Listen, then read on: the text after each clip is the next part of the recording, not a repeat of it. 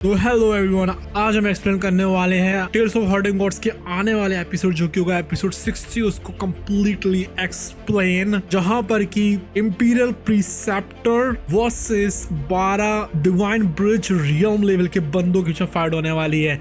Imperial प्रीसेप्टर बहुत powerful है, लेकिन वो सिर्फ एक बंदे है जो कि डिवाइन ब्रिज रियल्म पर है।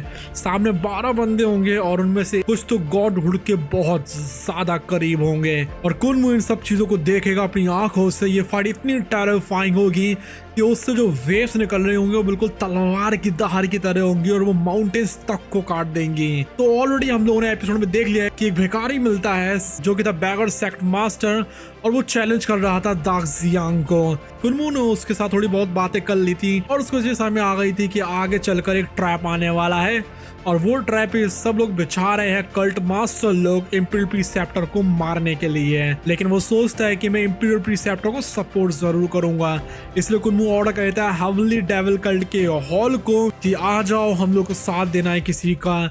भले यहाँ पे जो सेंटे सी जियांग रहती है वो उसको अपोज कर रही थी, फिर भी उसको किसी से कोई फर्क नहीं पड़ा था। वो अपनी ऑथोरिटी को दिखा रहा था और रिवील करता है अपनी यूनिक ओवरलॉर्ड बॉडी को, जिसकी वजह से सेंटे सी जियांग कुछ नहीं कह पाती हैं। वो वहीं के वहीं हैरान रह जाती है कि यहाँ पर कुनमू में कितना ज्यादा कॉन्फिडेंस है और उसका वो करने की इच्छा जो वो करना चाहता है वो कितनी ज्यादा पीक लेवल पर है। सी युनसन अपने आप से भी कहती है और कसम खाती है कि मैं किसी भी हालत में कुनमू से नीचे तो नहीं होने वाली हूँ, भले ही इसके पास में ओवरलॉर्ड बॉडी है तो क्या हुआ। वो ऐसा मानती थी कि उसके फैमिली की जो औरतें रहती है वो तो कल्ट मास्टर्स को मारने के लिए ही बनी हुई है। उसी दौरान कुनमू और इटर्नल पीस इंपीरियल प्रीसेप्टर साउथ की तरफ जाते रहते हैं।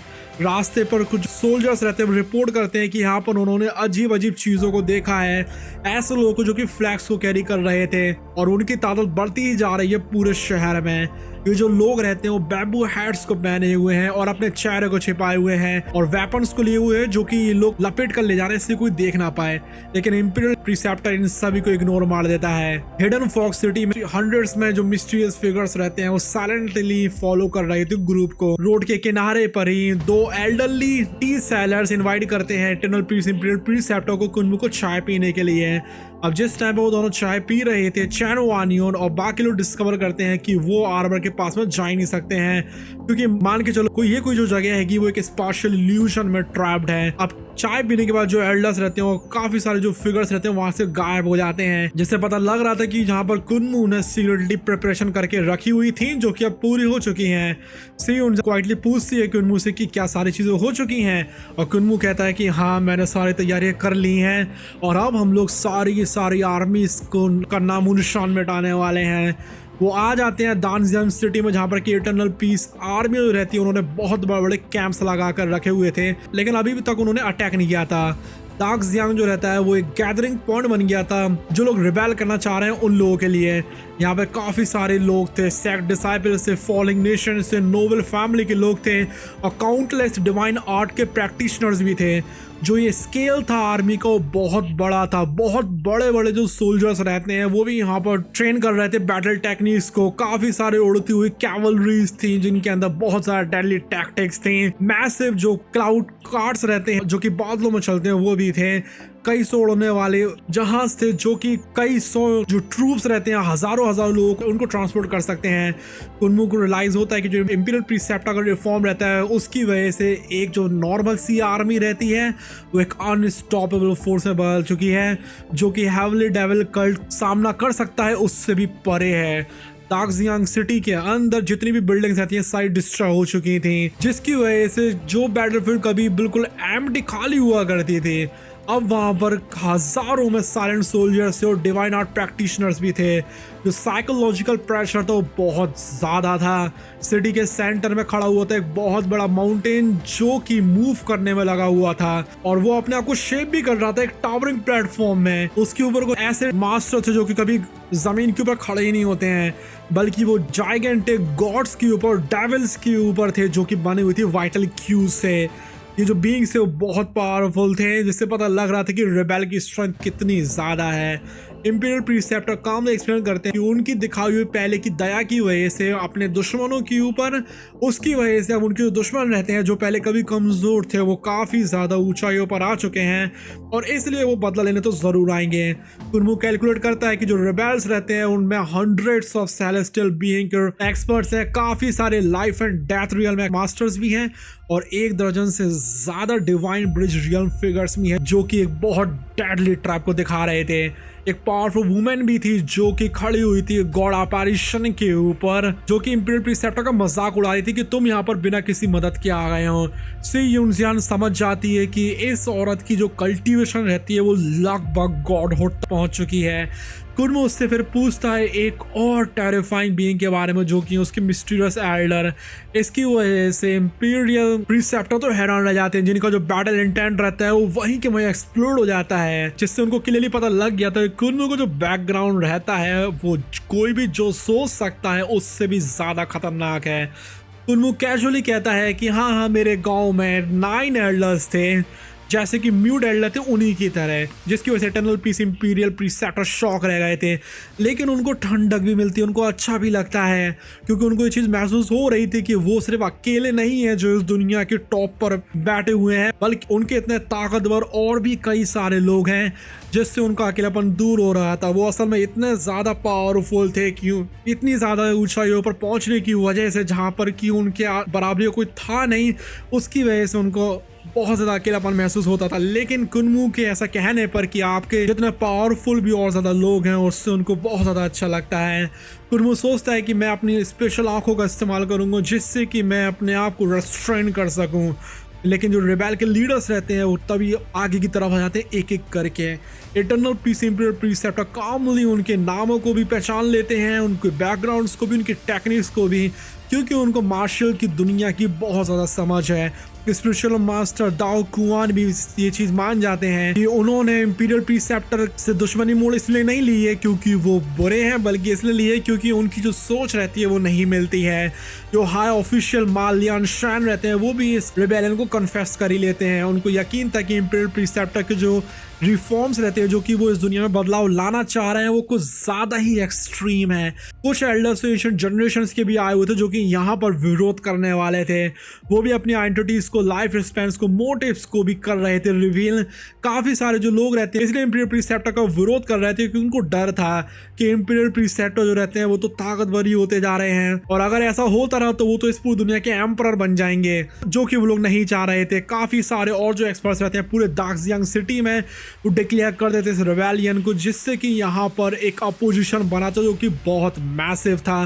जैसे कि मान के चलो पूरी दुनिया ही इटर्नल पीस इंपीरियल प्रीसेप्टर के अगेंस्ट में जाना चाह रही है, लेकिन इसके बावजूद भी इटर्नल पीस इंपीरियल प्रीसेप्टर अभी भी बिल्कुल कोल्ड रहते हैं और अभी भी उनको कोई फर्क नहीं पड़ता है। वो कहते हैं कि ये जो लोग हैं वो बहुत सारे हैं लेकिन ये फिर भी पूरी दुनिया को थोड़ी ना रिप्रेजेंट कर रहे हैं और यहाँ पर शांति सिर्फ तभी आ पाएगी जब मैं इन सबको खत्म कर दूंगा। जो ब्रॉन्ज मास्क लीडर रहते हैं वो अनाउंस करते हैं कि एक पावरफुल सीलिंग फॉर्मेशन ने उन सभी को यहाँ पर ट्रैप कर लिया इस पहाड़ में। वो ये तक कहते हैं कि उन्होंने अपनी जितने भी रूल्स रहते हैं, जितने भी नियम उनके लिए बने हुए थे इस दुनिया में, उन्होंने उसको भी हटा दिया जिससे कि वो सब मिलकर इंपीरियल प्रीसेप्टर के ऊपर अटैक कर सके। क्योंकि अगर वो एक एक करके इंपीरियल प्रीसेप्टर को मारने के लिए आएंगे तो इंपीरियल प्रीसेप्टर उनको आराम से मार डालेंगे।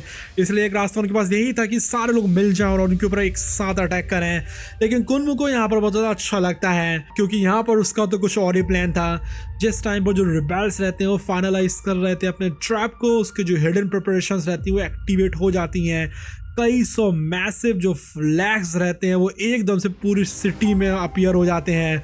जो बैम्बू हेड पहने हुए इंसान था जिसने अपने आप को पहले रिवील करा था वो असल में हेवनली डेविल कल्ट मेंबर्स थे। अब जैसे जो फ्लैग्स रहते हैं वो दोबारा रोल अप होते जा रहे थे, हजारों जो इटर्नल पीस के सोल्जर्स रहते हैं एकदम से टेलीपोर्ट हो जाते हैं दाक्सियांग सिटी में।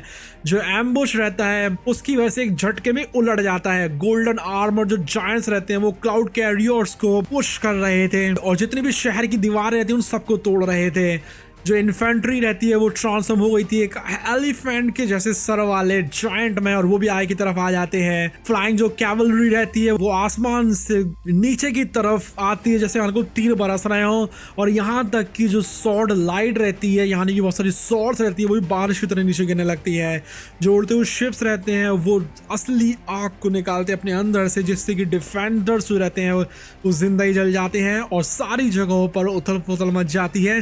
जिस टाइम पर इटर्नल पीस आर्मी हो रहती है पूरे शहर के ऊपर एक तूफान की तरह अटैक कर देती है, अंदर से भी और बाहर से भी। अब जिससे पहले कि जो विरोधी रहते हैं वो कोई भी रिएक्शन कर पाते, जो स्लॉटर रहता है वो ऑलरेडी शुरू हो चुका था। जो हवा रहती है पूरी खून से भरती जा रही थी। बहुत सारे जो जायंट्स रहते हैं, इविल क्रिएचर्स रहते हैं, मॉन्स्टर्स रहते हैं, उनके जो सर रहते हैं वो आसमान से नीचे की तरफ गिरने लगते हैं, और जो पूरा शहर रहता है एकदम से बैटलफील्ड में बदल जाता है। सिटी के बाहर जो ग्रैंड जनरल्स रहते हैं वो एक बहुत बड़ी मैसिव रीइंफोर्समेंट को आगे की तरफ ला रहे थे, और वो बिल्कुल एक लहर की तरह आगे आ रहे थे। रिबेल्स रहती है वो बहुत ज़्यादा केयरफुली प्लान करी गई थी। जो विरोधियों का प्लान ट्रैप रहता है वो कोलैप्स हो जाता है, और यहाँ पर एक पूरे ऑल आउट वॉर शुरू हो जाती है जो कि पूरी दुनिया को हिलाने वाली थी। अब यहीं पर ही प्रीव्यू खत्म हो जाता है, लेकिन हम यहाँ पर जैसा हमने कहा था कि पूरी फाइट दिखाएंगे, तो यस हम लोग पूरी फाइट ही दिखाने वाले हैं, क्योंकि फाइट तो अभी बस शुरू ही बार हो रही है। जो बैटल रहती है दार्कजंग सिटी के अंदर वो एक टेरिफाइंग मैसेक्र में बदल गया था, क्योंकि यहाँ पर हजारों लाखों में जो लोग रहते हैं वो मरने लगते हैं। जो विरोधी सेक्ट्स रहते हैं वो पूरी तरीके से अनप्रिपेयर्ड थे इस तरीके की टेलीपोर्टेशन के लिए इटर्नल पीस आर्मी की। जो पावरफुल इंसेक्ट आर्मी थी 300 का से लिखी, वो जिससे पहले कि कोई हरकत भी कर पाती उससे पहले उसका सफाया हो गया था। पूरी तरीके से वो जल चुकी थी और टुकड़े टुकड़े हो गई थी आग से और तलवारों से।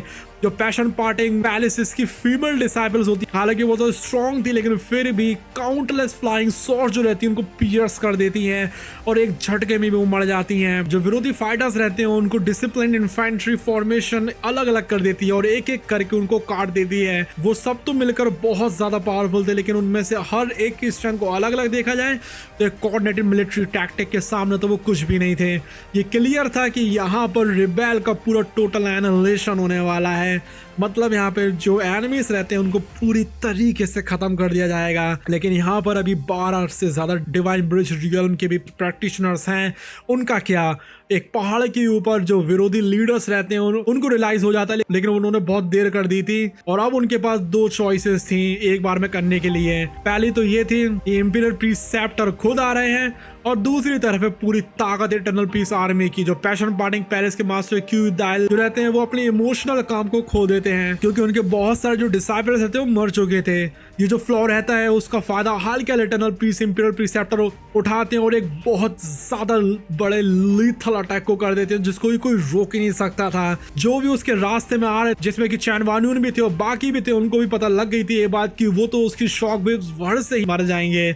लेकिन उसी मोमेंट पर हेवनली डेविल कल्ट जो रहता है वो बीच में आ जाता है। बहुत बड़ी बड़ी टेलीपोर्टेशन फ्लैग्स रहती हैं वो सामने आती हैं और एक झटके में ही कुनमू को और उसके कंपेनियंस को वहां से टेलीपोर्ट कर देती हैं, और यहाँ तक कि पूरा जो माउंटेन रहता है जिसमें ये कल्ट मास्टर लेवल के एक्सपर्ट्स थे उनको भी बैटलफील्ड से दूर ले जाती है। जो सील्ड बैटलफील्ड रहती है वहां से पूरी तरीके से वैनिश हो जाती है और वहां पर बस एक खाली ग्राउंड बचता है। कुनमू उसका जो गुरु रहता है सेफली एक नियर बाय माउंटेन पीक के ऊपर आ गए थे। वहां पर जो मिस्टीरियस बैम्बू हेड फिगर रहता है अपने आप को रिवील करता है हेवनली डेविल कल्ट के मेंबर की तरह। वो घुटनों पर आ जाते हैं और कुनमू को ग्रीट करते हैं सैक्रेड कल्ट मास्टर की तरह और सी युंगजान को उनकी साइंटिस्ट की तरह।